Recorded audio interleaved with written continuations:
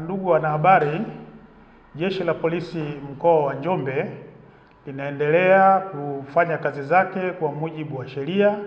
Linafanya operesheni mbalimbali pamoja na misako na kuhakikisha kwamba watuhumiwa wote wanafikishwa mahakamani ili waweze kupata haki yao. Sambamba na hilo, Jeshi la Polisi mkoa wa Njombe linapenda kutoa ufafanuzi juu ya taarifa ambayo inasambazwa katika mitandao ya kijamii, picha mjongeo ambayo ina kichwa cha habari kwamba askari polisi mkoa wa Njombe auawa na kuchomwa moto na kisha kuporwa silaha.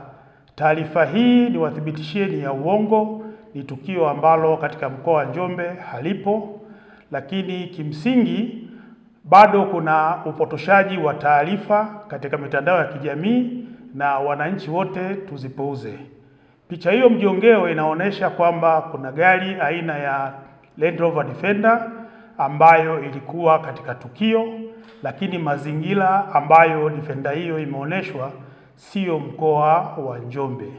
Maeneo hayo yanaonyesha kwamba kuna mnazi na maeneo ya Makambako hakuna mnazi. Kwa hiyo tunaendelea kutoa wito kwa watu wote ambao wanasambaza taarifa ambazo sio sahihi waache mara moja, na Jeshi la Polisi tunaendelea kuifuatilia taarifa hii tujue ni nani ambaye anaendelea kuisambaza ili hatua za kisheria ziweze kuchukuliwa dhidi ya yule ambaye anasambaza. Nitoe wito kwa wananchi wote wa mkoa wa Njombe kuacha kufuatilia taarifa za kwenye mitandao ambazo ni za upotoshaji. Mkoa wa Njombe ni salama na tunaendelea kutekeleza majukumu yetu kwa mujibu wa sheria, na ni mkoa ni salama.